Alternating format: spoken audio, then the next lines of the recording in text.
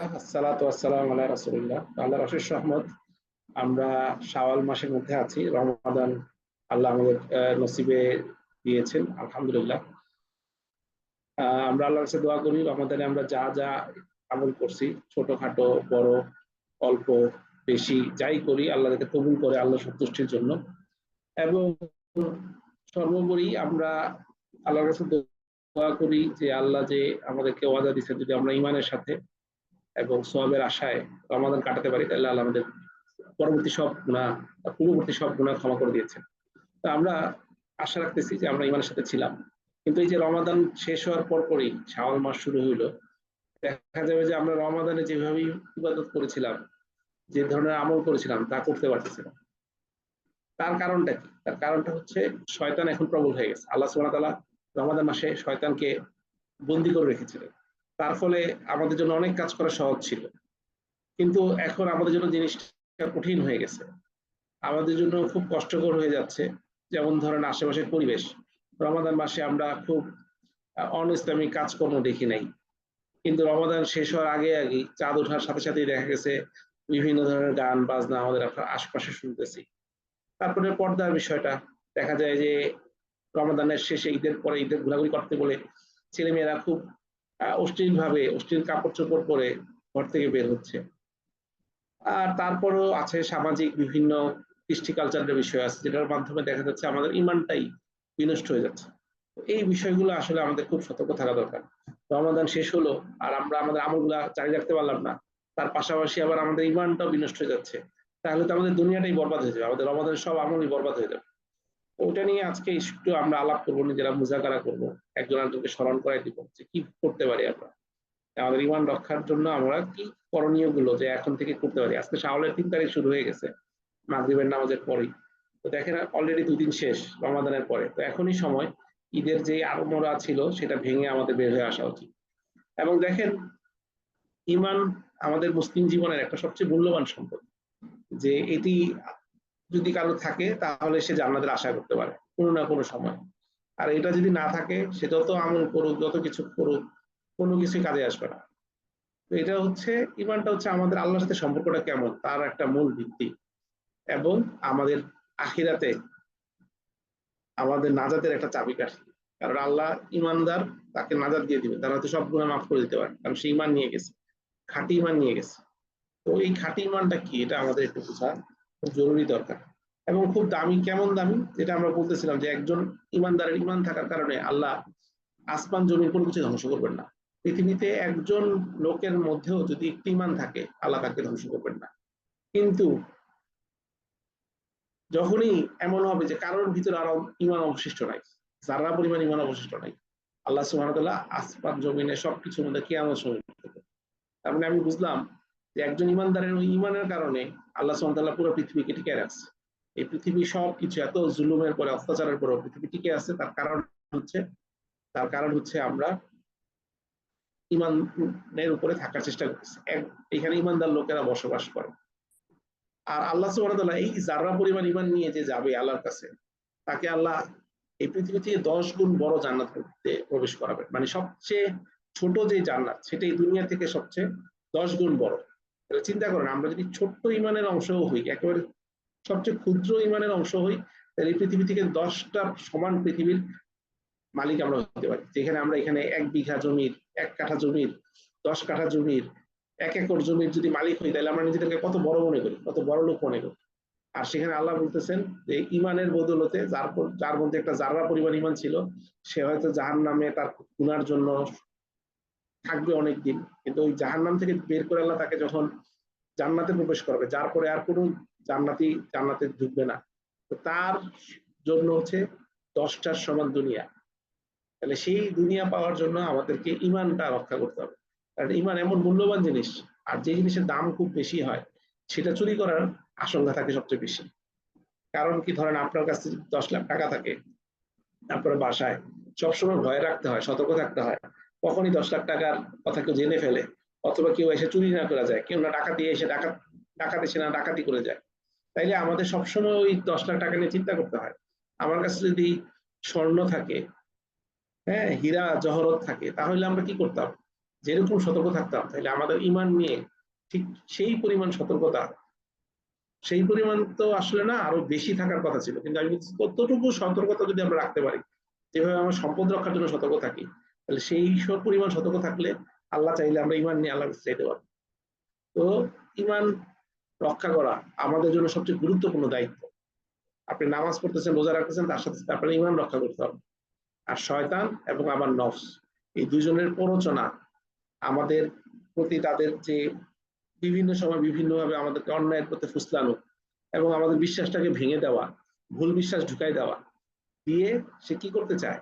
সে চায় আমাদের ইমানটা যাতে দুর্বল হয়ে যায়, ইমান হারা হয়ে আমরা মৃত্যুবরণ করি, আমি যাতে চিরদিনের জন্য জাহান্নামী হই, যেভাবে সে চিরদিনের জন্য জাহান্নামী হয়েছে।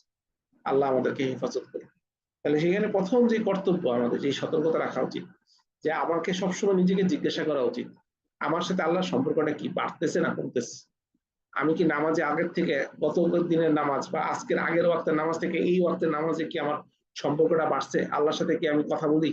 আল্লাহর সাথে কি আমি চাই? আমি কি মনে করি আমার সব আশা আকাঙ্ক্ষা, সব ভরসা আল্লাহর, এবং তার সাথে, তার থেকে আমি সব পাই, সুতরাং তার সাথে আমার সম্পর্কটা সুদৃঢ় করা, এবং এটা কি দিন দিন বাড়তেছে কিনা? যদি বাড়ে আলহামদুলিল্লাহ, তার মানে আমার ইমানটা সুরক্ষিত হবে। আর যদি না বাড়ে, তাহলে ইমানটা সুরক্ষিত হবে না। সো এটার একটা ইন্ডিকেটর যে আমি নামাজটা নিয়মিত করতে পারতেছি কিনা, নফল নামাজগুলো বেশি বেশি করতে পারতেছি কিনা। ধরেন আমরা রমাদানে অনেক ইবাদত করছি, এই ইবাদতের মাধ্যমে আমার আল্লাহর সাথে একটা সম্পর্ক তৈরি হয়েছে। এখন এই সম্পর্কটা ভালো আছে কিনা, এটা কিভাবে বুঝবেন? সেটা বুঝার উপায় হলো, আপনি এখনো কি তাহাজ্জুদ করতে পারতেছেন কিনা, এখনো কোরআন তেলাওয়াত করতে পারতেছেন না যেভাবে আপনি রমাদানে করছেন, তার মানে আপনার আল্লাহর সাথে সম্পর্কটা সুদৃঢ় হয়েছে। যদি না করতে পারেন, তার মানে হচ্ছে আল্লাহর সাথে সম্পর্ক সুদৃঢ় হয় নাই। এইটা আরেকটা ইন্ডিকেটর যে আপনার ইবাদত কবুল হচ্ছে কিনা, এটা একটা বুঝার উপায় হলো আপনি পরবর্তীতে ইবাদতটা করার সুযোগ পাওয়া। ধরেন আপনি রমাদানে বেশি বেশি তাহাজ্জুদ করতে পারছেন, কোরআন তেলাওয়াত করতে পারছেন, তাহলে এই কোরআন তেলাওয়াত তাহাজ্জুদ কবুল হয়েছে কিনা, এটার একটা বুঝার উপায় হলো আপনি গতকাল নামাজ পড়তে পারছেন, আজকেও পড়বেন। তাহলে আপনিরা আপনাদের নিজেদেরকে জিজ্ঞাসা করেন যে আল্লাহ, আমি রমাদানে যে নামাজগুলো পড়ছি, এই নামাজগুলো কবুল হওয়ার একটা শর্ত হলো আমি এখন নামাজগুলো পড়তে পারতেছি কিনা, সেই কোরআন তেলাওয়াতটা করতে পারতেছি কিনা। তাহলে আল্লাহর কাছে আমার বেশি বেশি কি করা দরকার? তাহলে যেগুলো রমাদানে করছি সেগুলো আবার জারি করা শুরু করা দরকার। হয়তো একদিন দুই দিন একটু ব্রেক গেছে, ঠিক আছে, কিন্তু এখন থেকে আবার শুরু করা দরকার। তাইলে কি হবে? আল্লাহর সাথে আমাদের সম্পর্ক সুদৃঢ় হবে, এবং আমরা কি করতে পারবো, আমাদের ইবাদত গুলো যে কবুল হচ্ছে সেটার একটা সিগন্যাল পাবো, এবং আমরা কি করব, আমরা আরো ইবাদত বাড়াইতে পারবো। এবং আল্লাহর সাথে সম্পর্ক বাড়ানোর একটাই উপায়, সেটা হচ্ছে আল্লাহর কোরআন, আল্লাহর কিতাব, আল্লাহর দেওয়া বাণী, যেটা যদি আমি তেলাওয়াত করি, তাহলে আমাদের কি হবে? আমাদের অন্তর পবিত্র হবে। এবং তারপর যদি আমরা অর্থটা বুঝি এবং এটা আমার জীবনে প্রয়োগ করার চেষ্টা করি, তাহলে আল্লাহর সাথে সম্পর্ক সুদৃঢ় হবে, আমার ইমানটা দৃঢ় হবে যে না, আল্লাহ আমাকে যা হুকুম দিয়েছে তা আমি মানার চেষ্টা করতেছি। আল্লাহর নিয়ামত গুলো আমরা তখন দেখতে পারবো, আল্লাহর কারামত গুলা দেখতে পারবো, যে আল্লাহ কত সুন্দর করে পুরো পৃথিবী বানাইছেন, আল্লাহর কি হুকুম গুলা দিচ্ছেন, সেই হুকুম গুলো আমার যেগুলো যেগুলো মানার কথা সেগুলো আমরা মানতে পারতেছি কিনা, সেগুলো আমরা দেখার চেষ্টা করবো ইনশাআল্লাহ তাআলা। সো বিদাত ও শিরক থেকে দূরে থাকা দ্বিতীয় যে কাজ, একটা হচ্ছে আমাদের আমলগুলা জারি রাখা, কোরআন তেলাওয়াত করা, যার মাধ্যমে আমরা কি করতে পারবো, আল্লাহর সাথে সম্পর্কটা বৃদ্ধি করতে পারবো ইনশাআল্লাহ। কিন্তু দেখা যাবে যে আমরা আল্লাহর সাথে ভালো আমল করতে গিয়ে অনেক সময় আমাদের কাছে মনে হবে আমলটা যদি একটু বাড়ানো যায়, তাহলে একটু নিজের মন মতন করে যদি আমল করা যায়। ধরেন আপনি আজকে থেকে মনে করুন 40 দিন আমি কারোর সাথে কথা বলবো না। কেন? কারণ আল্লাহর সাথে সম্পর্ক সুদৃঢ় করবো। এখন 40 দিন কথা না বলে আপনি কি করবেন? সারাদিন আল্লাহর জিকির করবেন। এখন এটা তো খুব ভালো কাজ, আল্লাহ সন্তুষ্টির জন্য করতেছেন, ধরেন কথা কথা, কিন্তু এটা রাসূল সাল্লাল্লাহু আলাইহি ওয়াসাল্লামের তরিকাই হয়নি। এটা কি হয়ে গেল, যে আপনি নিজের মন মতন করে করলেন। তাইলে এটাকে আমরা বলবো নতুন কিছু করছেন, ধর্মের মধ্যে নতুন কিছু করছেন। যে না, রাসূল সাল্লাল্লাহু আলাইহি ওয়াসাল্লাম কাউকে বলেন নাই, সাহাবারা কখনো করেন নাই, আপনি এমন কিছু করা শুরু করলেন যেটা আল্লাহ সন্তুষ্টির জন্য আপনি মনে করতেছেন, কিন্তু এটা আল্লাহ সন্তুষ্ট হবেন। আল্লাহ রাসূল সাল্লাল্লাহু আলাইহি ওয়াসাল্লাম যেভাবে দেখাইছেন ওইভাবে কাজ করলে আল্লাহ সবচেয়ে বেশি সন্তুষ্ট হবেন। এখন আপনি ধর্মের মধ্যে মনে করেন ঈদের দিন আমরা ঈদের দিন আনন্দ করব, সেই জন্য আপনি মনে করলেন যে ঈদের নামাজ পড়ে আমরা কি করব, সবাই মিলে গিয়ে মিছিল করা শুরু করব। এখন এটা কি ধর্মীয় মিছিল? উত্তর হচ্ছে না। সাহাবারা কি মিছিল করছে? উত্তর হচ্ছে না। এখন তাহলে এটা কি, কেউ যদি মনে করে এই মিছিল করাটার মধ্যে সওয়াব আছে, তাহলে এটাই হলো বিদআত। আর ওই মিছিলের মধ্যে আমরা এমন কোনো কাজ যদি করি যেটা আল্লাহর সাথে শিরক হয়ে যায়, অংশ হয়ে যায়, আমি এই মিছিলটা করলে আমার জন্য ভালো হবে, হ্যাঁ আমাদের জন্য আমরা সব খারাপ থেকে বাঁচে যাবো। যেমন যে ধরেন সামনে পয়লা বৈশাখ আসতেছে, বাংলাদেশে একটা জিনিস করা হয় মঙ্গল শোভাযাত্রা, যে কি আমাদের মঙ্গল আনবে, এটা মনে করাটাকে আল্লাহর সাথে শরীক করা। তাহলে এগুলো ইমানের জন্য ইমান ধ্বংসকারী বিষয়। সুতরাং আমরা সুন্নাহ অনুসরণ করব এবং বিশুদ্ধ আকীদা, যে কি আল্লাহকে একমাত্র ইলাহ, আল্লাহর হুকুম অনুযায়ী আমাদেরকে চলতে হবে। আল্লাহর হুকুম আমরা কিভাবে বুঝবো? রাসূল সাল্লাল্লাহু আলাইহি ওয়াসাল্লাম তার জীবনে আমাদেরকে বলে গেছেন কিনা, যেগুলো আমাদেরকে বলে গেছেন সেগুলো করব, যেগুলো নিষেধ করছেন সেগুলো থেকে বেঁচে থাকবো। আশা করি আমার কথা সবাই বুঝতে পারতেছেন তো। জি আলহামদুলিল্লাহ কবর, বুঝতে পারছি। পীর, অন্যান্য সৃষ্টির অতিরিক্ত মাহাত্ম্য দেওয়া থেকে সতর্ক থাকবো। আমরা অনেক সময় কি মনে করি, এই কবরটা মনে হয় আমার ভালো করতে পারে, এই পীর মনে হয় আমার ভালো করতে পারে, হ্যাঁ এগুলাকে বড় করে, হ্যাঁ তারা ভালো মানুষ, ভালো নেককার থাকতে পারে, আলহামদুলিল্লাহ আল্লাহর কাছে দোয়া করি আল্লাহ তাদের সকল নেক কাজগুলোকে কবুল করুন। কিন্তু আল্লাহ তো আমাদেরকে বুঝান নাই, বা আল্লাহ কি আমাদেরকে জানাইছেন বা রাসূল সাল্লাল্লাহু আলাইহি ওয়াসাল্লাম কি জানাইছেন যে না তারা জান্নাতি, তাদের কথা কবুল হবে, তাদের কাছে গিয়ে বলো, তাইলে তারা দোয়া করলে আমাদের জন্য উপকার হবে। দেখা যায় আমাদের সমাজে এগুলো খুব প্রচলিত। আমরা বিভিন্ন সময় বড় বড় নেককার ব্যক্তিদের, পীরদের কাছে যাই, কবরে যাই, তাহলে এইখান থেকে আমাদের দূরে থাকতে হবে। দেখেন শয়তান আমাদের কি করে, শয়তান আমাদেরকে এসে ওয়াসওয়াসা দেয়, আরে তুমি তো দুর্বল ইমানের মানুষ, তোমার দোয়া কি আল্লাহর কাছে এত কবুল হবে, যা ওই লোকের কাছে গিয়ে বলো। আমার কাছে মনে হয় আরে হুজুর সাহেব, ইমাম সাহেব যদি আমার জন্য একটু দোয়া করে দেয়, অথবা উনি তো অনেক মুত্তাকি লোক, দেখলে তো খুব, ওনার নামাজটা খুব সুন্দর, ওনারে বলি আল্লাহ ওনার দোয়া কবুল হবে। হ্যাঁ ওনার দোয়া কবুল হতে পারে, কিন্তু আমার নিজের আমল করতে হবে। ওনাকে আমরা হয়তো বলতে পারি যে হুজুর আমার তো একটা জিনিস করতে চাচ্ছি, আপনি আমার জন্য দোয়া করেন, কারণ একজন আরেকজনের সাথে দোয়া করা সুন্নাহ। আপনিও আরেকজন ওনার জন্য দোয়া করবেন, উনিও আপনার জন্য দোয়া করবেন। আর সবচেয়ে বড় কথা হচ্ছে, কারোর জন্য যদি আপনার নিজের জন্য কিছু চান, তাহলে মনে রাখবেন আপনার কোনো প্রিয় মানুষের জন্য অথবা আপনার আত্মীয় স্বজন, বন্ধু বান্ধবের জন্য ওই জিনিসটার জন্য দোয়া করেন, আল্লাহ দেখা যাবে যে এটা আপনাকে দিয়ে দিবে, কারণ ফেরেশতারা তখন আপনার জন্য ওটার জন্য দোয়া করে। সুবহানাল্লাহ। তার মানে কারো কাছে দোয়া চাওয়ার দরকার নাই, আপনি আরেকজনের জন্য দোয়া করেন, ফেরেশতারা আপনার জন্য দোয়া করা শুরু করবে আল্লাহর কাছে। তাহলে ফেরেশতারা যদি আমাদের জন্য দোয়া করে, সুবহানাল্লাহ, আমাদের কেন শিরক বিদআত করতে হবে, কেন আমাদের নতুন কিছু আবিষ্কার করতে হবে? আমরা শিরক বিদআত কখন করতে চাই? যখন আমরা শর্টকাট খুঁজি। ইসলামে কোনো শর্টকাট নাই। আল্লাহ রাসূল সাল্লাল্লাহু আলাইহি ওয়াসাল্লাম আমাদেরকে যা দিয়ে গেছে সেটাই হচ্ছে সবচেয়ে বড় শর্টকাট। এর চেয়ে শর্টকাট খুঁজতে যাওয়া মানেই হচ্ছে আমি ধ্বংস হয়ে যাব, আমার ঈমান ধ্বংস হয়ে যাবে। ৩ নম্বর পয়েন্ট দেখেন, আমি আল্লাহর সাথে সম্পর্ক দৃঢ় করলাম, আমরা শিরক বিদআত থেকে বেঁচে থাকার চেষ্টা করলাম, কিন্তু দেখা যায় যে আমাদের সমাজের আশেপাশে এই অনৈতিকতা, যে দেখা যায় নীতি ধার ধারছে না, পাপের কাজ করতেছে, তো সে এই পাপ কাজগুলো এড়াই চলা দরকার। দেখেন আমাদের মধ্যে মিথ্যা কথা বলা, গীবত করা, দেখা যায় গীবতটাকে তো আমরা অন্যায় মনে করি না কেন, কারণ গীবত হচ্ছে আমি তো ভুল কিছু বলতেছি না, মিথ্যা কিছু বলতেছি না, হ্যাঁ সত্যি কথাই বলতেছি, কিন্তু সে যদি আমার সামনে থাকতো তাহলে সে কষ্ট পাইতো, ওই কথাটাই হচ্ছে গীবত। আর মিথ্যা বলে তো অপবাদ। তাহলে গীবত বলার সময় শয়তান আরো হেল্প করে। এবং গীবতের গুণাটা কি আমরা সবাই জানি, যে আমার মৃত ভাইয়ের গোস্ত খাওয়া। এক হচ্ছে ভাইটা মৃত, মৃত কেন, কারণ ওই ভাইটা আপনার উপস্থিত নাই, তার মানে মারা গেলে যেমন একটা লোক অন্যায় প্রতিবাদ করতে পারে না, তাইলে আমি যখন গীবত করি আমার ভাইও আমার কথা প্রতিবাদ করতে পারছে না। এখন আপনি একটা মানুষের গোস্ত খাবেন, এটা কত বড় অন্যায় কাজ। এখন সেই গোস্তটা যদি হয় একজন মরা মানুষের, আর সেই মরা মানুষটা যদি হয় আপনার মৃত ভাই, তাহলে সমাজে আপনি কতটুকু নিগৃহীত হওয়ার কথা। কিন্তু দেখেন সমাজে আমরা যারা গীবত করে এদেরকে আরো মানুষ বাহবা দেয়, আরে ও এত সুন্দর করে কথা বলতে পারে, হ্যাঁ এত মজার মজার কথা বলে, কিন্তু গীবত একটা সমাজের শান্তি শৃঙ্খলা নষ্ট করে ফেলায়, একজন আরেকজনের সম্পর্ক নষ্ট করে ফেলায়। তো গীবতের জন্য এত বড় শাস্তি। তার মিথ্যার কথা বললাম, যে মিথ্যা হচ্ছে সবকিছুর মা, একটা মিথ্যা দিয়ে আরো 10টা মিথ্যা জন্ম নেয়। সুদ, আল্লাহ রাসূলের সাথে যুদ্ধ করা।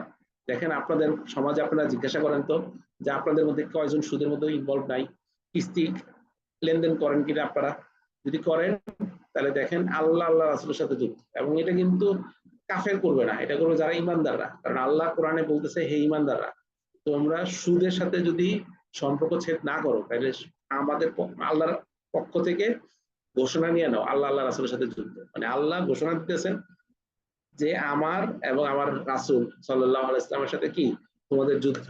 এবং কিয়ামতের মাঠে যারা সুদের সাথে থাকবে তাদেরকে আল্লাহ ফেরেশতারা এসে অস্ত্র তুলে দিবে। তো ফেরেশতা মানুষ বলবে এই অস্ত্র কেন, বলছে যাও আল্লাহ রাসূলের সাথে যুদ্ধ করো। আল্লাহ রাসূল এক পাশে আর আপনারা আর এক পাশে দাঁড়ায় আছেন, ওই সমাজে কি কোনো উন্নতি হবে, কোনো শান্তি থাকবে? এবং এই এই সুদের থেকেই আসে জিনা এবং অশ্লীলতা। মহিলাদেরকে সুদের মধ্যে আমরা ইনভলভ করে ফেলতেছি। হ্যাঁ, এবং মহিলারা দেখা যায় এই সুদ নিতেছে, কারণ এনজিও গুলো দেখা যায় মহিলাদেরকে সুদ দেয় বেশি, মানে লোন দেয়। হ্যাঁ, তাহলে সুদ নিয়ে নেওয়াটা সহজ, এবং সেখান থেকে পুরুষ মহিলা এসে গল্প গুজব করা, বিভিন্ন অশ্লীল বেহায়াপনা শুরু হইতেছে। তাহলে এগুলো থেকে আমাদের বেঁচে থাকতে হবে, কারণ না হলে আমরা যদি গুণাকে গুণা মনে না করি, তাহলে এটা আপনার কি, এটা আপনার ইমান ধ্বংসের কারণ। কারণ গুণাকে গুণা মনে করতে হবে, গুণাকে যদি কেউ মনে করে, গুণা মনে করে, তাহলে তার ইমান থাকবে। আর গুণাকে গুণা মনে করতেছেন না, তার মানে আপনার মনে কোনো অনুশোচনা থাকবে না, তাহলে আপনি তওবা করবেন না। আর এটার মানে আপনি আল্লাহর হুকুমকে অস্বীকার করলেন। গুনাহ হচ্ছে সেটাই, যেটা আল্লাহ যেটা হুকুম দিচ্ছে সেই অনুযায়ী না করা, আল্লাহ যেটা নিষেধ করছেন সেটা না শোনা। আপনি নামাজ পড়লেন না, গুনাহ করলেন। আপনি যাকাত দিলেন না, গুনাহ করলেন। এটা আপনার অন্তরে থাকতে হবে, আল্লাহ আমি তো যাকাত ঠিক মতো দিতে পারতেছি না, এটা আপনার অন্তরে ব্যথা থাকবে। আমি দাড়ি রাখতে পারতেছি না, রাসূল সাল্লাল্লাহু আলাইহি ওয়াসাল্লাম বলছে দাড়ি ছেড়ে দাও, তাইলে কি এটা গুনাহ। তাহলে আপনি দাড়ি ছেড়ে দিতে পারছেন, এটা আপনার জন্য মনে করতে হবে যে আমার সুযোগ থাকলে আমি যত তাড়াতাড়ি সম্ভব দাড়ি রাখবো, কারণ নাইলে আমার তো মুসলিম হিসেবে পরিচয় নাই, আমি আল্লাহর কাছে কিনে যাবো, রাসূল সাল্লাল্লাহু আলাইহি ওয়াসাল্লাম এই সুন্নতটা নিয়ে যেতে পারবো না। আল্লাহ আমাদেরকে হেফাজত করুন। কিন্তু যদি আপনি মনে করেন না দাড়ি রাখা কোনো গুনার কাজ না, তাহলে আপনি কোনোদিন দাড়ি রাখবেন না। আর দাড়ি রাখলে আপনি যদি এটাও মনে করেন যে না দাড়ি রাখা আমার দাড়ি একটা সুন্দর লাগে জন্য দাড়ি রাখছি, কিন্তু দাড়ি রাখা জরুরি না, আপনার কিন্তু ইমান চলে যাবে। দেখেন শয়তান কিন্তু আপনাকে কি করছে, অজ্ঞান করে রাখছে।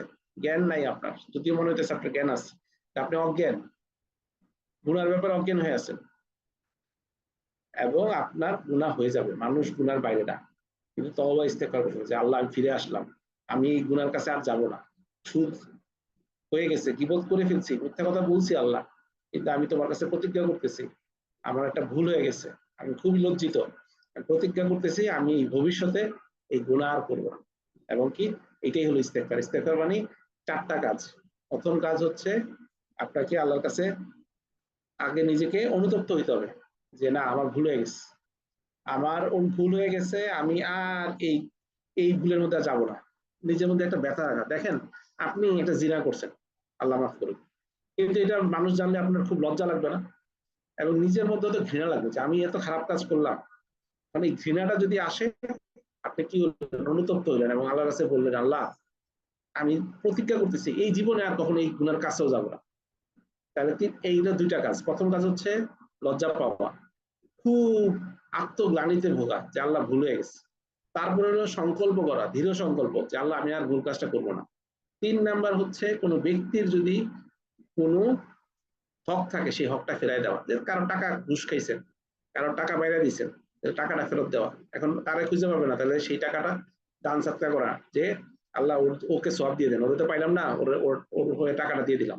তারপরে কি 4 নাম্বার হলো আল্লাহর কাছে মাফ চাওয়া, যে আল্লাহ আমার এই ভুলটার জন্য জবাব দিতে জন্য আমার এটাই করা, আমার পক্ষে সম্ভব না এই গুনার জবাব দিতে তোমার সামনে গিয়ে করা, তুমি আমার মাফ করে দাও। তাহলে এরকম ভাবে যদি আমরা চলতে পারি, তাহলে আল্লাহ আমাদেরকে, আশা করা যায় আমাদের ইমানটা সুরক্ষিত হবে। গুনার ব্যাপারে আমার মনে মনে যদি ব্যথা থাকে যে না আল্লাহ গুনাহ হয়ে যাচ্ছে, আমার গুনাহ থেকে বাঁচার তৌফিক দান করো, এবং সবসময় ইস্তেগফার করা। ইস্তেগফার মানে ফিরে আসা, তওবা করা মানে ফিরে আসা, আল্লাহর কাছে ফিরে আসা, গুনাহ ছেড়ে দেওয়া। ঠিক আছে, তাহলে আমরা এটা সবাই চেষ্টা করবো, অনৈকতা এবং পাপাচার এড়ানো। দেখেন আমাদের সমাজে আশেপাশে গান বাজনা বাজতেছে গত কয়েকদিন ধরে, এই ঈদের দিন থেকে বাজে নাই আপনাদের এলাকায়? আমাদের এলাকায় বাজছে। তো যখন গান বাজতেছে তখন আমরা হয়তো মনে কষ্ট পাইছেন, কেউ কেউ কেউ কেউ কষ্ট পান নাই। আমি বলবো তাহলে আপনার ইমানটাকে পরীক্ষা করা দরকার। প্রথম কথা হচ্ছে কেউ হয়তো গিয়ে নিষেধ করছেন এই ভাই বন্ধ করেন, তার মানে আপনার সামনে যদি অন্যায় হয় দেখেন, তাহলে আপনি সেই চেষ্টা করবেন অন্যায়টাকে পরিবর্তন করতে। পরিবর্তন কেমনে করবেন, গান বাজতেছে বন্ধ করে দিয়ে বলবেন যে তোমরা গান শুনতেছো কেন, তোমরা গজল গাও, তোমরা কেরাত প্রতিযোগিতা করো। তার মানে কি একটা ভালো কিছুতে পরিবর্তন করেন, কারণ আপনি বন্ধ করলে ওই সময়টা তারা কি করবে, তাহলে গুনাহ বন্ধ করে গুনার পরিবর্তে নেক কাজ চালু করতে হবে। এটা হলো গিয়া রাসূল সাল্লাল্লাহু আলাইহি ওয়াসাল্লামের দেখানো রাস্তা, যে কি, যে তোমার সামনে যদি একজন মুমিনের সামনে, একজন ইমানদারের সামনে যে কোনো অন্যায় কাজ দেখে, তাদের সামর্থ্য থাকে সে হাত দিয়ে পরিবর্তন করে। পরিবর্তন করা মানে কি, আপনি গান বন্ধ করে বলবেন এই তোমরা কোরআন তেলাওয়াত করো, প্রতিযোগিতা করো, আমি তোমার পুরস্কার দিব, যারা সবচেয়ে ভালো কোরআন তেলাওয়াত করবা। সুবহানাল্লাহ, তাহলে কি নেক কাজ শুরু হয়ে গেল, গুনার পরিবর্তে নেক কাজ শুরু হয়ে গেল। আপনার এটা সুযোগটা আপনি মুখে বলেন যে এই তোমরা এই যে কাজগুলো করতেছো সেটা তো ঠিক হচ্ছে না, তুমি আমার ছেলে না, ছেলে হইলে আমি তোমার বলতাম এটা বন্ধ করে দিতে। তোমারে বলতেছি তুমি অনেক ক্ষমতাবান ছেলে, কিন্তু যত ক্ষমতাবান আল্লাহ থেকে বেশি ক্ষমতাবান তোমরা না। তো তোমাদেরকে বলতেছি, নসিহত করতেছি যে তোমরা আল্লাহর রাস্তায় গানটা বন্ধ করো, মানুষের কষ্ট হচ্ছে, তাদের গুনাহ হচ্ছে। রাসূল সাল্লাল্লাহু আলাইহি ওয়াসাল্লামের সামনে যদি কোনো গান বাজনা হইতো, মিউজিক বাজতো, এই বাদ্যযন্ত্র হইতো, আসলে কানে হাত দিয়ে দিতেন। আপনাদেরকে জিজ্ঞাসা করি, আপনারা কয়জন কানে হাত দিচ্ছেন এই গান শোনার পরে? দিচ্ছেন? সুবহানাল্লাহ। তো আমরা নিষেধও করি নাই, হাত দিয়ে বন্ধও করি নাই। তাহলে রাসূল সাল্লাল্লাহু আলাইহি ওয়াসাল্লাম বলছে 3 নাম্বার ইমানদারের বৈশিষ্ট্য, তার এই পরিমাণ ইমান আছে যে এর নিচে আর কোনো ইমান নাই। সেটা কি? সেটা হচ্ছে সে অন্তরে কি করছে, প্ল্যান করছে, অন্তরে তার জ্বালা ছিল যে কিভাবে আল্লাহ এটা পরিবর্তন করা যায়। কারণ আমরা বলি ঘৃণা করার কথা, ঘৃণা তো একদিন ঘৃণা করতেছেন, কালকে থেকে ঘৃণা করবেন না। আজকে কষ্ট লাগতেছে, কালকে গিয়ে আপনার মনে হবে ভালোই তো, শুনতে তো ভালোই লাগে, আমি ছাড়ি না, কিন্তু মানুষ আছে, আমি কি করবো? তাহলে দেখেন গুণা কি আপনি নিজের মনে করে নিলেন, আপনার ইমান চলে গেছে। রাসূল বলছে যে কেউ যদি অন্তরে এতটুকু অনুভব করে যে আল্লাহ এটা পরিবর্তন করা দরকার, কারণ অন্তরে যখন চিন্তা করবেন তখন আপনি কি হবে, আস্তে আস্তে এটা মুখে আসবে, মুখে আসলে একটা সময় হাতে আসবে, হাত দিয়ে পরিবর্তন করার চেষ্টা করবেন। আর আপনি যদি এটা না করেন, আপনি অন্তরে চিন্তা করতেছেন না, মুখে বলা বন্ধ হয়ে যাবে একটা সময়, মুখে বলবেন না কোনোদিন, আর হাত দিয়ে তো পরিবর্তনই করবেন না। আপনি আজকে হাত দিয়ে পরিবর্তন করার চিন্তা ছিল, হাত দিয়ে পরিবর্তন করলেন না, হয়তো মুখে বললেন, কালকে মুখ দিয়ে বন্ধ হয়ে যাবে। আর তারপরে কি হবে, মুখ দিয়ে বন্ধ হবে, অন্তরের কষ্টটা বন্ধ হয়ে যাবে। তো আমাদের আশেপাশে যদি কোনো অন্যায় দেখি, আমাদের চেষ্টা করা উচিত আমাদের সাধ্য অনুযায়ী অন্তর থেকে ব্যথা পাওয়া, তারপর সেটা কিভাবে পরিবর্তন করার জন্য চেষ্টা করা, এবং মুখ দিয়ে বলা, এবং সামর্থ্য করা, যাতে আমার সামর্থ্য থাকে, সেই সামর্থ্য দিয়ে যাতে আমি কি করতে পারি, অন্যায়টাকে প্রতিবাদ করতে পারি, এই পরিবর্তন করতে পারি। তাহলে গিয়া আমি বলবো আমি একজন সত্যিকার ইমানদার, আমার সঠিক ইমান আছে, তাহলে ইমানটা আমি ধরে রাখার চেষ্টা করবো। আর এটা একা সম্ভব না। এই যে আপনারা যে কয়জন লোক আছেন সবাই মিলে একজন আরেকজনকে সহযোগিতা করা দরকার। কারণ আমরা অনেক সময় একা ভয় পাই, কিন্তু আমরা যদি ইমানদার এরকম মোজাকারা করি, আসেন ভাই কি করা যায়, আসেন পরামর্শ করি, পরামর্শ করে গিয়ে বন্ধ করার চেষ্টা করা, বন্ধ করে দিব না, পরিবর্তন করবো, যে ভাই তোমরা গান শুনো না, তোমরা এই কাজটা করো, এই ভালো কাজটা করো, নেক কাজ করো, আসো গরিব মানুষের খোঁজ খবর নেই, কার কি অবস্থা, কালকে ঈদের দিনে কে কে কি করতে পারছে, আসো তাদেরকে কিছু কিনা দেই। এই যে দেখেন, যুবক সমাজের কাজে লাগানো দরকার। তাইলে আমরা নেক কাজের কিছু নিয়ত করতে পারি, যে এই অন্যায়ের পরিবর্তে আমরা এমন কিছু আনবো যাতে এটা নিজে এড়াইয়া চলবো, মানুষকে যাতে এড়াইয়া চলতে পারি, নাহলে একটা সময় এই গুণার মধ্যে আমরা ঢুকে যাবো। আল্লাহ আমাদেরকে হেফাজত করুন। তার মানে এটা ইমান রক্ষার একটা বিষয়, যে আমরা যদি অনৈতিকতা এবং পাপাচারের মধ্যে লিপ্ত থাকি, এবং কি অসৎ সঙ্গ ত্যাগ করা, যেটা আমি বলে ফেললাম, যে সৎ লোকদের সাথে সম্পর্ক রাখা, যে ভালো লোকদের সাথে একসাথে থাকা, তাইলে আপনি ভালো থাকতে পারবেন, আরেকজন আপনার গুণা থেকে বাঁচানোর চেষ্টা করবে। আর যদি খারাপ লোকের সাথে থাকেন, সে খারাপ দিকে নিয়ে যাবে, বলবে চলো তাস খেলে আসি, এই চল একটু ওই জায়গায় যাই যেখানে গুণা হইতেছে, তাইলে আপনি বলবেন আরে ও করতেছে এই জন্য আমি করছি। আর যদি ভালো লোক থাকতো, তাহলে আপনি এই গুণা থেকে বেঁচে থাকার চেষ্টা করতেন। এবং দেখেন, আপনি তত বেশি গুণা থেকে বেঁচে থাকার চেষ্টা করতে পারবেন যখন আপনার জ্ঞান আসবে, আপনি জ্ঞান অর্জন করবেন, কোরআন সুন্নাহ পড়বেন, হাদিস পড়বেন, তখন আপনার কোনো দূর সন্দেহ থাকবে না যে গান শোনা কি হারাম কিনা। হ্যাঁ, তাইলে এই হারাম থেকে বাঁচার চেষ্টা করবেন। কাকে জিনা বলে? শুধু কি শারীরিক ভাবে সম্পর্ক করলে জিনা হয়? না, চোখের জিনা হইতে পারে, হাতের জিনা হইতে পারে, হ্যাঁ, কানের জিনা হইতে পারে, কান দিয়ে আপনি খারাপ কথা শুনতেছেন। আপনার মনের জিনা হইতে পারে, যে মনে মনে ইচ্ছা হইতেছে। তাহলে এইখান থেকে আপনি কি করলেন, বাঁচার চেষ্টা করবেন, তাহলে সন্দেহ থেকে দূর হয়ে যাওয়া। ঠিক আছে, আল্লাহ আমাদেরকে হেফাজত করুন। এবং আমাদের ইসলামিক জ্ঞান, যে আকিদা, ফিক, তাফসির, হ্যাঁ, যাতে আমাদের ভুল ধারণাগুলো, রাসূল সাল্লাল্লাহু আলাইহি ওয়াসাল্লাম সাহাবারা কিভাবে গুনাহ থেকে বেঁচে থাকার চেষ্টা করতেন, হ্যাঁ, তাদের ইমানটা কি ছিল, তাদের আখলাক কি ছিল, সেগুলো আমরা জানার চেষ্টা করি। এই যে দেখেন আমাদের আশেপাশে যে সেকুলারিজম, নাস্তিক্যবাদ, বিভিন্ন মতবাদ, এইগুলো যেমন লালনবাদ কিছুদিন আগে আসছে, পালনবাদ, এগুলো কি করে আমাদেরকে কোরআন সুন্নাহ থেকে দূরে চলে যায়। তারা বলে এটা বাংলাদেশের ইসলাম না। হ্যাঁ, বাংলাদেশের ইসলাম হচ্ছে ওই লালনের ইসলাম। ইন্না লিল্লাহি ওয়া ইন্না ইলাইহি রাজিউন। রাজন কি মুসলিম ছিল? সে কি এক ওয়াক্ত নামাজ পড়তো? তারপরে বলতেছে ধর্মনিরপেক্ষতা, তারপরে বলছে নাস্তিক্যবাদ, যে যার মতো চিন্তা করবে। সে যদি চিন্তা করে আল্লাহ নাই নাই, তারা কিছু বলতে পারবো না। এই যে মতবাদ গুলা, এগুলো সব হচ্ছে ইসলামের বিরোধী, কোরআন সুন্নাহর বিরোধী। তাইলে আমরা কোরআন সুন্নাহ যদি পড়ি, তত আমরা বুঝবো যে এগুলোর অসলতা কি, আল্লাহ কেন কোরআন সুন্নাহ দিছে, কেন শরীয়ত দিছে। কারণ যাতে এই দুনিয়ায় আমরা ভালো থাকতে পারি। এই দুনিয়ায় ভালো থাকার একটা বৈশিষ্ট্য হচ্ছে কোরআন সুন্নাহর সাথে সম্পর্ক রাখা, যেটা আমরা একদম শুরুতে বললাম। মানে আল্লাহর কি লাভ আপনি নামাজ পড়লে, আপনি উজু করলে আপনার হাত পা ধুন, আল্লাহর হাত পা ধোয়া হয়? আল্লাহর হাত পা ধুইতে পারি না। আল্লাহ কি কিছু রিজিক পায় আমরা নামাজ পড়লে? আল্লাহর কি লাভ? আপনি ভালো থাকলে আপনার লাভ, আপনার পরিবারে শান্তি থাকবে, পরিবারে অশান্তি হবে না, আপনার ছেলে মেয়ে অশ্লীলতা ব্যয়াপনা করবে না, জিনা বিবেচার করবে না, আপনি বেঁচে থাকবেন অশ্লীলতা ব্যবহার করা থেকে, আপনার ছেলে মেয়েও বেঁচে থাকবে। এই দুনিয়ায় শান্তি, আখেরাতে শান্তি। আর সেটার জন্য আমাদের কি করতে হবে? সেটার জন্য আমাদের এই ইসলামিক জ্ঞান অর্জন করতে হবে, এবং এই যত সেকুলারিজম, যত নাস্তিক্যবাদ, যত বাদ আছে, হ্যাঁ, যত তন্ত্র মন্ত্র আছে, এগুলো থেকে নিজেদেরকে দূরে রাখতে হবে। কারণ তন্ত্র মন্ত্রে ঢুকলেই আপনি কি করে যাবেন? ইমান থেকে বের হয়ে যাবেন। আল্লাহ আমাদেরকে হেফাজত করুন। আর এই জন্য জ্ঞান অর্জনের কোনো বিকল্প নাই। তো জ্ঞান অর্জনের একটা পার্ট হলে যে, যেমন আজকে আলহামদুলিল্লাহ আপনারা একটা ক্লাস করতেছেন, কথা শুনতেছেন, আমি আপনাদের বলতেছি, একদিন আরেকদিন আপনি আমাদেরকে বলবেন। তাহলে এর মাধ্যমে কি হবে? জ্ঞান অর্জন হবে, এবং আমরা একজন একজনকে শিখাবো এবং নিজেরা শিখবো। ফলে কি হবে? আমাদের সমাজ থেকে অজ্ঞানতা দূরে যাবে। আমাদের সমাজে যত এই যে তান্ত্রিকতা, তন্ত্রতন্ত্র আছে, যত বাদ আছে, সব বাদ হয়ে যাবে।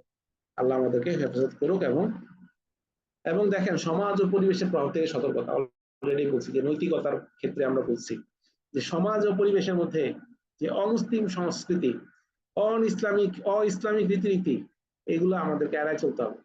যেমন ধরেন, আমরা এটাকে কি বলি যে, এই যে একজনের সাথে মিশতেছে, হ্যাঁ, ধরেন এই যে কম্বাইন্ড এডুকেশন, যে ছেলে মেয়ে একসাথে পড়ালেখা করে। একটা সময় ছিল ছেলে মেয়ে আলাদা ক্লাস করে, এখন আপনার মাদ্রাসা শিক্ষা বোর্ডের আন্ডারে যে এই দাখিল মাদ্রাসাগুলো আছে, সেখানে ছেলে মেয়ে একসাথে পড়ে।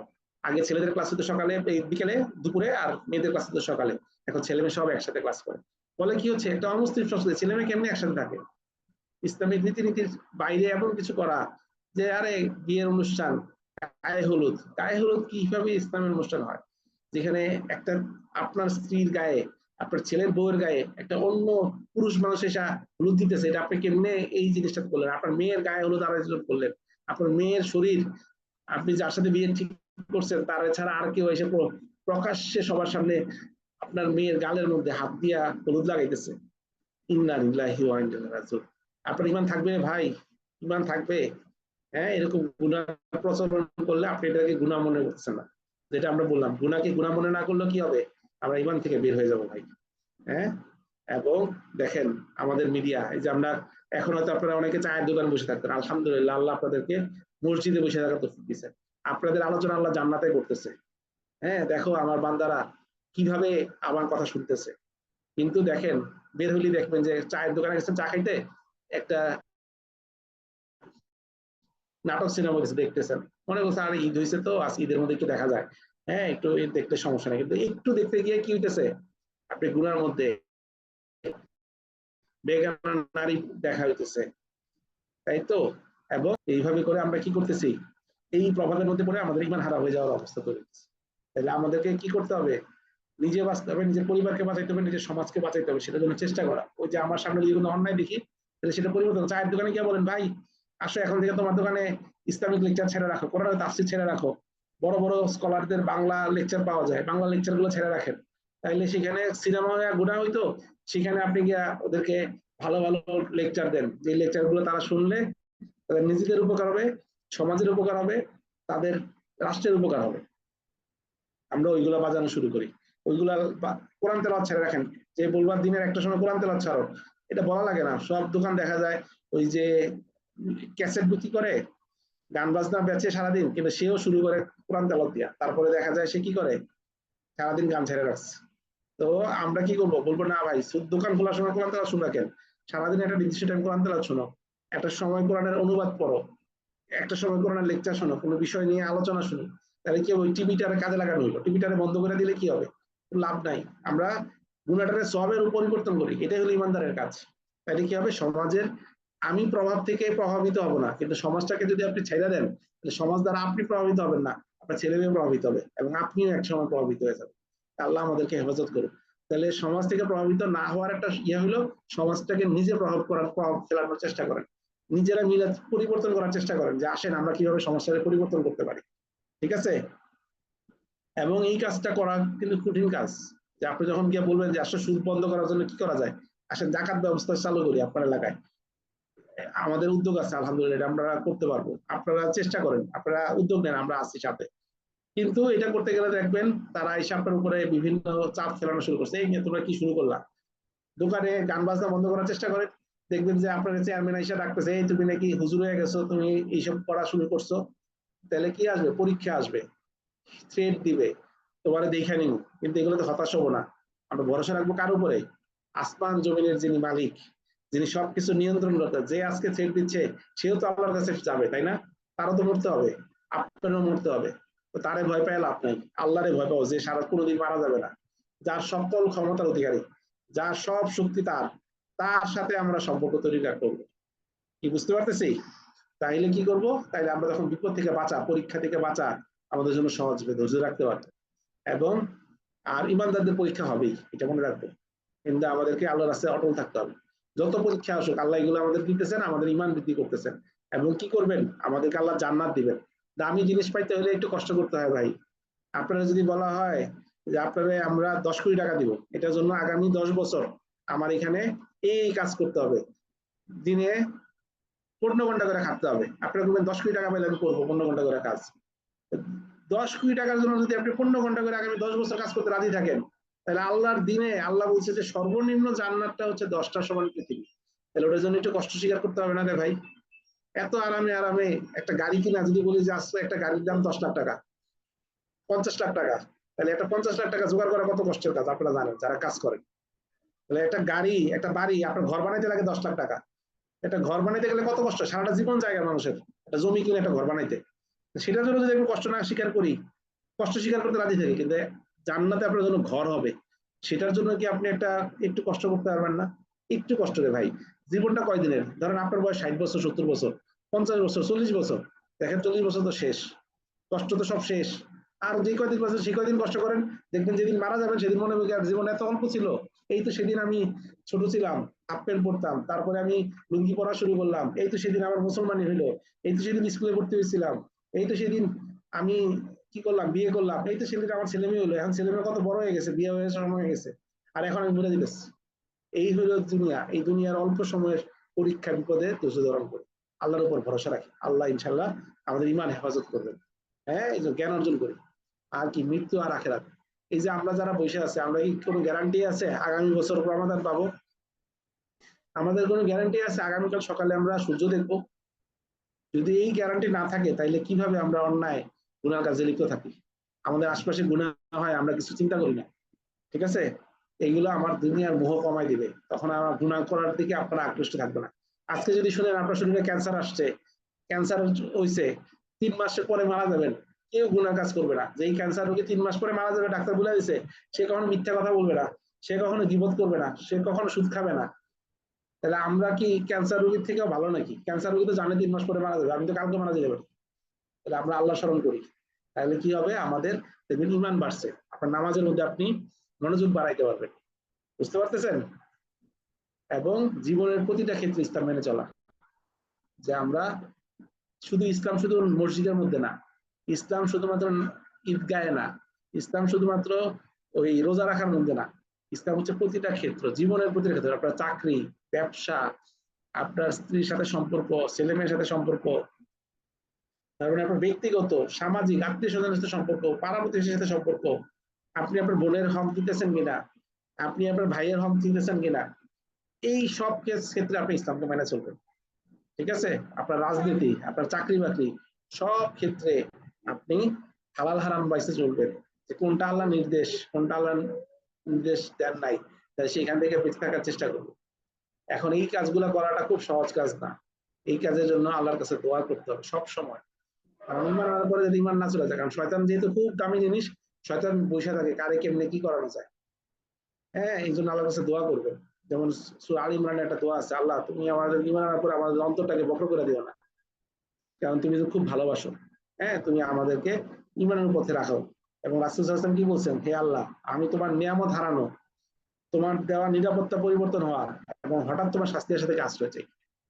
তাহলে আমরা আল্লাহর কাছে সবসময় দোয়া করবো, আল্লাহ তুমি আমার যে ইমানের নিয়ামত দিছো, তুমি যে আমার নিরাপত্তা দিছো, এবং তুমি আমার যে এখন শাস্তিবিহীন রাখছো, কিন্তু এগুলো থেকে আশা থেকে আমি তোমার কাছে কি চাচ্ছি? আশ্রয় প্রার্থনা করতেছি, তুমি আমাদেরকে বাঁচাও। তাইলে এই কাজগুলা করলে আমরা কি করব? আমাদের ইমান থাকার ব্যাপারে সতর্ক থাকা। দেখেন 9টা জিনিস বলছি, আমরা যদি আবার ফিরে যাই, কি কি আলাপ করছি, আমরা ক্লাসটা শেষ করে দিব ইনশাল্লাহ। হ্যাঁ, একটা হচ্ছে আল্লাহর সাথে সম্পর্ক সুদৃঢ় করব, সব কাজ নিয়মিত করব, আমাদের ইমানের রমাদানে যে কাজগুলো করছি প্রতিনিয়ত কোরআন তেলাওয়াত করার চেষ্টা করব। আলহামদুলিল্লাহ আমরা কোরআন তেলাওয়াত করব, শুধু কোরআন তেলাওয়াত করব না, কোরআনের অর্থ বোঝার চেষ্টা করব, তাফসীর পড়ার চেষ্টা করব। তাহলে আমার ঈমান বৃদ্ধি হবে। বিদআত শিরক থেকে দূরে থাকবো। আমরা খুঁজে বের করব যে কোন কাজটা নতুন কাজ, কোন কাজটা আল্লাহর সাথে শরীক হয়ে যেতেছে। শিরক বিদআত সম্পর্কে জানবো এবং সেটা থেকে দূরে থাকার চেষ্টা করব, এবং এগুলো যদি দূর হয় সেটার জন্য চেষ্টা করব। আর আমি যদি দূর না করি তাহলে এগুলো আমার পায়ে বসতে পারে, আমার পরিবারের পায়ে বসবে। বুঝতে পারছেন? তাহলে এটা আমার ঈমান রক্ষা করার একটা বিষয়। এবং কি অনৈতিকতা এবং পাপাচার এগুলো থেকে নিজেরা বেঁচে থাকবো, অন্যকে বাঁচানোর চেষ্টা করবো। তাহলে আমার ঈমান ঠিক থাকবে। হারাম কাজ করা, মিথ্যা বলা, গীবত করা, সুদ, জিনা, বেহায়াপনা থেকে দূরে থাকবো। হ্যাঁ, ইস্তেগফার করবো, সবসময় তওবা ইস্তেগফার করবো। অসৎ লোকের সঙ্গ ত্যাগ করবো, সৎ লোকের সাথে থাকবো। তাহলে আমাদের ঈমান হেফাজত হবে। সবসময় জ্ঞান অর্জন করার চেষ্টা করব, বিভিন্ন সন্দেহ থেকে দূরে থাকার চেষ্টা করব। ঠিক আছে? এবং আমরা কুফরি কথা বলার আশঙ্কা কমে থাকে, কারণ অনেক সময় আমাদের দ্বারা অনেক সময় কুফরি কথা হয়ে যায়। আরে আল্লাহ কি দেখছে? আল্লাহ আল্লাহ যদি দেখতো তাহলে তো আমাদের এই অবস্থা হইতো না। হ্যাঁ, আমরা অনেক সময় কুফরি কথা হয়ে যায়, একজন মারা গেল, আল্লাহ কি আমারই দেখলো? হ্যাঁ, আল্লাহ শুধু তারই দেখলো, আমগরে দেখে না, বা অমুকরে দেখে না, এত খারাপ কাজ করতেছে। আপনার কুফরি কথা হয়ে গেছে। আল্লাহর ব্যাপারে কুফরি ধারণা থাকে, আল্লাহ যদি দেখেন তাহলে এই অন্যায় অত্যাচার হয় কেন? এই দেখেন কেরকম সন্দেহ, যে ফিলিস্তিনিতে এত লোক মারা যেতেছে, ঈদের দিন লোক মারা যেতেছে, ঈদের নামাজ পড়তে গিয়া বাচ্চারা মারা যেতেছে, ঈদের কাপড় পরে মারা গেছে। আমাদের জন্য তাদের জন্য কষ্ট থাকা দরকার। আর কি থাকা উচিত? আল্লাহ এগুলো পরীক্ষা করতেছে, যে দেখতে চায় যে আমরা মুমিনরা এই যে অসহায় নির্যাতিত লোকদের জন্য আমরা কি করি, নাকি আমরা গিয়ে ওই যে কোক খাই আর বলি আর এই আরব নেতারা কি করে, আমরা নিজেরা যে কোক খায়া টাকা দিয়ে দিতেছি ইসরায়েলিদেরকে, সেটা তো বুঝতেছি না। তো কোক সেভেন ফান্ডটা কয়জন খাইছে এটা আমরা নিজেদেরকে জিজ্ঞেস করি। খাইলে তো অবাক করি, আল্লাহ এই জিনিসের কাছেও যাব না, ইসরায়েলি জিনিসের কাছে যাব না। হ্যাঁ, এবং এই যে বিভিন্ন মতবাদ আমাদের সমাজে আসতেছে, এগুলোর ব্যাপারে খুব সতর্ক থাকি। গণতন্ত্র, বিভিন্ন তন্ত্র, সমাজতন্ত্র, তন্ত্র মন্ত্র থেকে আমরা দূরে থাকার চেষ্টা করি, তাইলে কি হবে? আমাদের ইমান রক্ষা হবে। নাইলে, কারণ জনগণ, গণতন্ত্র, বিভিন্ন জিনিস আছে যেগুলো আমাদের ইমান থেকে দূরে নিয়ে যায়। এগুলোর জিনিসগুলোকে যদি বিশ্বাস করে যে না, সকল ক্ষমতার উৎস জনগণ, জনগণ হচ্ছে রাষ্ট্রের মালিক, এইগুলা রাষ্ট্রের মালিক আল্লাহ, সকল ক্ষমতার উৎস আল্লাহ। এখন কেউ যদি বলে না এটা এখন আসলে আধুনিক সমাজ, মাইনা নিতে হয়, কি করব? মাইনা নিলেন, কিন্তু আপনি ইমান হারা হয়ে গেলেন। এগুলা মানা যাবে না। হ্যাঁ, এটা হচ্ছে, আমি অনেক কষ্টে থাকবে যে আমাদের ইমানের দুর্বলতার কারণে এগুলো নিয়ে আমি কথা বলতে পারতেছি না, ইমানের দুর্বলতার কারণে আমরা এগুলো হাত দিয়ে পরিবর্তন করতে পারতেছি না। এগুলো নিয়ে আমাদের চেষ্টা করা, এবং না হলে সমাজ এবং পরিবেশের প্রভাব আমাদের উপর চলে আসবে, এটার ব্যাপারে সতর্ক থাকা। অনিসলামিক কি কি কাজ হয়, হ্যাঁ, আমার ভিতরে কি কি অনিসলামিক কাজ আছে, অহংকার আছে কিনা আমার নিজের ভিতরে, আমি কি অপচয় করি কিনা, আমি কি ছেলে মেয়ের ইয়েটাকে কি মনে করি গ্যাদারিংটারে, এগুলোর ব্যাপারে আমার নিজের প্রশ্ন করা উচিত। এগুলো কি ইমান হারা কোনো বিষয় আমার ভিতরে আছে কিনা। ঠিক আছে? এবং মিডিয়ার প্রভাব থেকে আমাদের বেঁচে থাকার চেষ্টা করা, বিপদে ধৈর্য ধারণ করা, বিভিন্ন সময় হতাশ না হওয়া। আল্লাহ আমাদেরকে ছেড়ে দিবেন না। নবী রাসূলরা পর্যন্ত, তাদের অনুসারীরা পর্যন্ত বলছে আল্লাহ তোমার সাহায্য কখন আসবে, মানে এমন বিপদ আসছে তাদের। আমাদের কি এমন বিপদ আসছে বলেন? আমরা কয় মাস ধরে না খেয়ে আছি। রাসূল সাল্লাল্লাহু আলাইহি ওয়াসাল্লাম ঘরে এমনও দিন গেছে যে 2.5 মাস হয়েছে কোনো খাবার আসে নাই, কোনো খাবার রান্না হয় নাই। রাসূল সাল্লাল্লাহু আলাইহি ওয়াসাল্লামের স্ত্রী আয়েশা রাদিয়াল্লাহু তাআলা আনহা, আমাদের মা, উনি বলতেছেন রাসূল সাল্লাল্লাহু আলাইহি ওয়াসাল্লাম মারা গেল, তারপরে চাঁদ উঠলো, তারপর আবার চাঁদ উঠলো, তারপর আবার চাঁদ উঠলো, মানে এখানে টোটাল 2.5 মাস ছিল। কারণ রাসূল সাল্লাল্লাহু আলাইহি ওয়াসাল্লাম রবিউল আউয়াল মাসের 12 তারিখের দিকে মনে করেন ইন্তেকাল করছেন। তার মানে আপনার চাঁদের মাঝখান ধরেন, তখন থেকে পরের রবিউল সানি, পরের চাঁদ উঠছে, পরের চাঁদ উঠছে, পরের চাঁদ উঠছে, মানে 2.5 মাস ধরে রাসূল সাল্লাল্লাহু আলাইহি ওয়াসাল্লামের ঘরে হচ্ছে, আমাদের ঘরে কোনো আগুন ধরে নাই, আগুন জ্বালানো হয় নাই রাতের বেলায়। তার মানে কি, কোনো খাবার পাক করা হয় নাই, আগুন জ্বালানো হয় নাই মানে। আমার আপনার ঘরে কয়দিন আগুন ছাড়া, জ্বালানো ছাড়া ছিল? কোন কোন রাতে ছিল না? সাহাবারা, রাসূল সাল্লাল্লাহু আলাইহি ওয়াসাল্লামের যুগের মানুষরা যদি এত কষ্ট করে দিন পালন করতে পারে, সেই দিন আমাদের কাছে পৌঁছাই দিয়ে গেছেন। আর সেই দিন ধরে রাখার জন্য, ঈমান ধরে রাখার জন্য আমরা কোনো ধৈর্য ধরবো না? তো আমরা ধৈর্য ধরবো ইনশাআল্লাহ। মৃত্যুর কথা সবসময় স্মরণ করবো, আখিরাতের কথা স্মরণ করবো, এবং জীবনের প্রতিটা ক্ষেত্রে ইসলাম মেনে চলার চেষ্টা করবো। তাইলে আমাদের ঈমানটা উপরে থাকতে পারবো, আমাদের ব্যবসা বাণিজ্য, চাকরি, রাজনীতি, এবং আল্লাহর কাছে সর্বদা দোয়া এবং আল্লাহর কাছে প্রার্থনা করবো। তা আল্লাহ আমাদের তৌফিক দান করুক। কারণ ঈমান হচ্ছে খুব নাজুক একটা আমানত, আল্লাহর তরফ থেকে আসছে এই আমানতটা। এই আমানত যদি রেখে নিয়ে আল্লাহর কাছে ফিরে যেতে পারি, তাহলে আল্লাহ আমাদেরকে জান্নাত দিবে। আর যদি আমি এই সাময়িক সময়, এই অল্প কয়েকদিনের প্রবৃত্তি, লালসা, দুনিয়ার চাকচিক্য, এই দুনিয়ার জীবনের কিছু ছোটখাটো আরামায়াসের জন্য আমি এই ইমান হেফাজত না করি, তাহলে ইমান ছাড়া আমাদের দুনিয়া দিতে হবে, তাহলে আপনার পুরা জীবন বরবাদ, জীবন বরবাদ। আপনার জান্নাত তো পাবেনই না, জাহান্নামের আগুন থেকে আর বেরোতেই পারবেন না। আল্লাহ আমাদেরকে হেফাজত করে ইমান নিয়ে আল্লাহর কাছে যাওয়ার চেষ্টা করি, ইমান যাতে বাড়ে সেটার চেষ্টা করি, ইমান কিভাবে বাড়ে সেই চেষ্টা করি। আল্লাহ আমাদেরকে সবাইকে কবুল করুক। আমার কথা কি মোটামুটি বুঝছেন সবাই? আমার কথা বুঝা গেছে? মাথা নাড়েন, আমি বুঝতে পারবো যে হ্যাঁ বুঝছেন। হ্যাঁ আলহামদুলিল্লাহ। তো যে বুঝলে কাজ করতে হবে ভাই। কাজ করাটা কি? কাজ করাটা হচ্ছে যে আপনি যা শুনলেন তা মানার চেষ্টা করবেন। আল্লাহর কাছে দোয়া করেন, আল্লাহ আমরা যা শুনলাম তা যাতে আমরা মানতে পারি। আল্লাহ আমি যা শুনলাম, যা বুঝি নাই তা বুঝানোর তৌফিক দিয়ে দাও। আল্লাহ আমাকে বুঝাই দাও, যাতে আমি আল্লাহর কথা অনুযায়ী জীবনযাপন করতে পারি। আমি যা শুনলাম সেটা যাতে মানুষকে বুঝাইতে পারি। ঠিক আছে? এবং আমরা সবাই সবার জন্য দোয়া করি, আল্লাহ আমাদেরকে নেক হায়াত দান করো, ইমান নিয়ে যদি আল্লাহর কাছে যেতে পারি সেই তৌফিক যাতে দেয়। এবং শয়তানের যত ওয়াসওয়াসা আছে, শয়তানের যত পরিকল্পনা আছে যে আমাদের আশেপাশে চলতেছে, এগুলো নিয়ে নিজে সতর্ক হই, অন্যকে সতর্ক করি, তাইলে ইমান বাঁচাতে পারবো। আর না হলে ইমান বাঁচানোর রাস্তাটা খুব কঠিন। যেমন আপনার ঘরে টাকা আছে, সম্পদ আছে, এইটা চুরি করার জন্য লোক বসে আছে, সুতরাং ওইটা বাঁচানোর জন্য যত চেষ্টা তদবির করি, ঠিক সেভাবে ইমান বাঁচানোর জন্য চেষ্টা তদবির করি। হ্যাঁ, কিভাবে ইমান বাঁচানো যায়, ইমানকে রক্ষা করা যায়, সেটার জন্য কোরআন সুন্নাত থেকে আমরা জ্ঞান অর্জন করার চেষ্টা করি, কোরআন পড়ি, কোরআন থেকে আমরা আল্লাহর কাছে সাহায্য চাই। আজকের ক্লাস এখানেই শেষ করি ইনশাল্লাহ। কারো কোনো প্রশ্ন আছে? আজকে তাহলে আমরা এখানে শেষ করতেছি। আল্লাহ আমাদেরকে কবুল করুক। যারা কষ্ট করে আপনাদেরকে এই ক্লাসের ব্যবস্থাগুলো, তাদেরকে তো কবুল করুক। যাদের চিন্তা গবেষণা থেকে এরকম ক্লাস নেওয়া, আমি ঢাকা থেকে ক্লাস নিব, আপনারা এখানে করবেন। হ্যাঁ, আমি আপনাদের মতন একজন সাধারণ মানুষ, আমি ইমান রক্ষা করার চেষ্টা করতেছি, সেটাই আপনাদের সাথে শেয়ার করলাম। আপনারাও আমার মতন শেয়ার করবেন মানুষের সাথে। আল্লাহ আমাদের সবাইকে কবুল করুক। আজকে এখানে শেষ করি। সুবহানাকাল্লাহ বিহামদিক, আশহাদু আল্লা ইলাহা ইল্লা আনতা আস্তাগফিরুকা ওয়া আতুবু ইলাইক। আসসালামু আলাইকুম ওয়া রাহমাতুল্লাহি ওয়া বারাকাতুহু। আসসালামু আলাইকুম।